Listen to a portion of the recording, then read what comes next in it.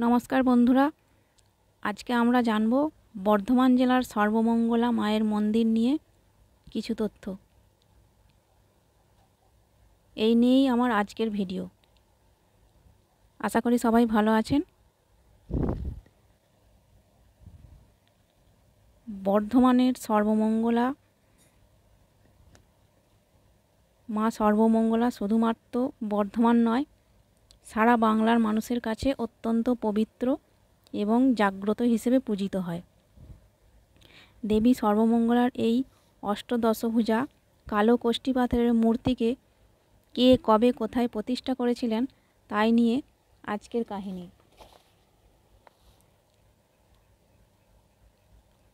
कथित आछे 300 থেকে 350 বছর आगे बर्धमान शहरेर उत्तरे जे सब मानुष बास करत तारा ओई अंचले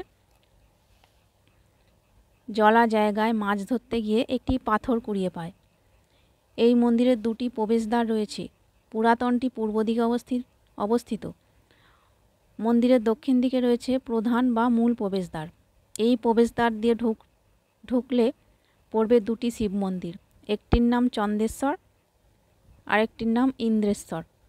প্রবেশপথে দুটি শিব মন্দির পার হয়ে বাঁদিকে কিছুটা এগোলে দেখতে পাবেন আরও তিনটি শিব মন্দির যেগুলি উত্তরমুখী, যার প্রথমটির নাম রামেশ্বর, দ্বিতীয়টির নাম কমলেশ্বর আর মাঝেরটির নাম মিত্তেশ্বর।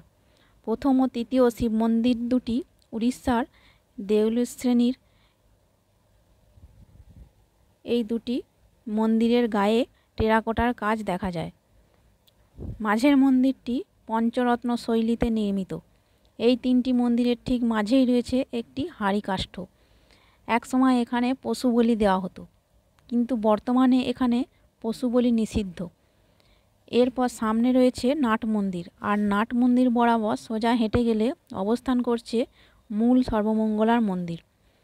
উঁচু ভিত্তি বেদির ওপর প্রতিষ্ঠিত দক্ষিণমুখী এই মন্দিরটি নবরত্ন শৈলীর। এই মন্দিরের সৌন্দর্য আগত সকল ভক্তবৃন্দের সহজেই দৃষ্টি আকর্ষণ করে। এই মন্দিরের দেওয়ালে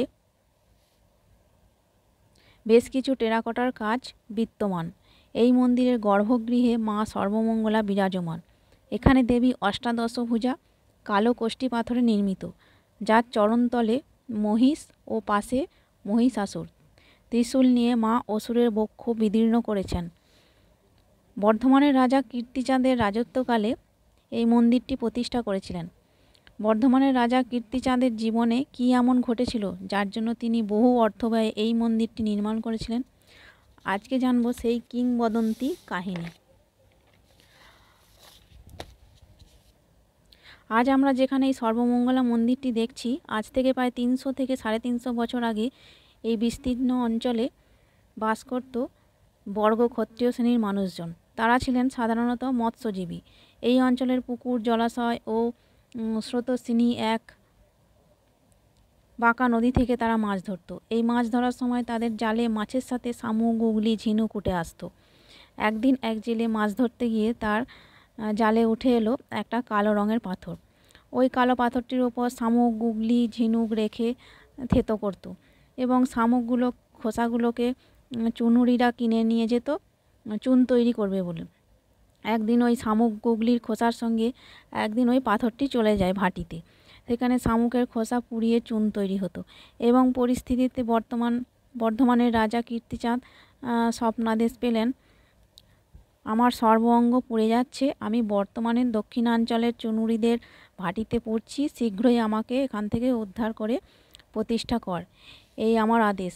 পরদিন সকাল হতেই কীর্তিচাঁদ ঘোড়া নিয়ে সেখানে গিয়ে জানতে পারলেন যে 3 জন ব্রাহ্মণ এসে সেটিকে নিয়ে গেছে। দেবীর আদেশ মতো তিনি দেবীকে এখানে প্রতিষ্ঠা করেন।